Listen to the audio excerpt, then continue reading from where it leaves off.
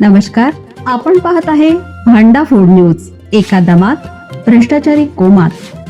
Social media, कर्जबाजारी, गुन्हेगारी, सट्टेबाजी, चोरी, मटका, जुगार, दारू, सावकारशाही, न्यायाच्या प्रतीक्षेत प्रशासन.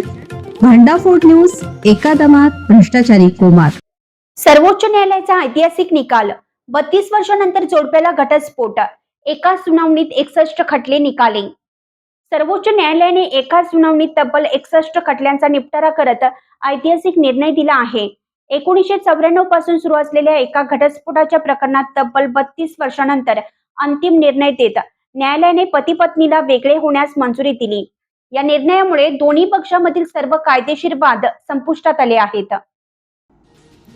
न्यायमूर्ती बी.व्ही. नागरत्ना आणि उज्ज्वल पुयान यांच्या खंडपीठाने संविधानाच्या कलम 142 अंतर्गत विशेष अधिकाराचा वापर करत हा निर्णय दिला.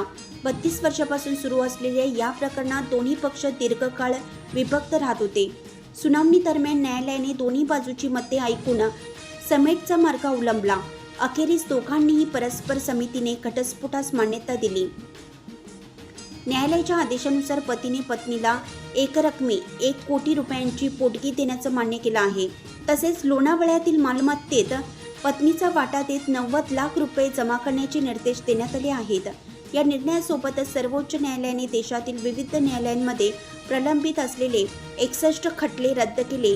यामध्ये कौटुंबिक हिंसाचार आणि मालमत्ता वादाशी संबंधित प्रकरणाचा समावेश होता. न्यायालयाने स्पष्ट केलं की या प्रकरणाशी संबंधित कोणताही नवीन खटला यापुढे स्वीकारला जाणार नाही. दीर्घकाळ चाललेल्या या वादाचा शेवट सामंजस्याने झाल्याचे नमूद करत दोन्ही पक्षांना नव्याने आयुष्य सुरू करण्याची संधी देण्यात आली आहे.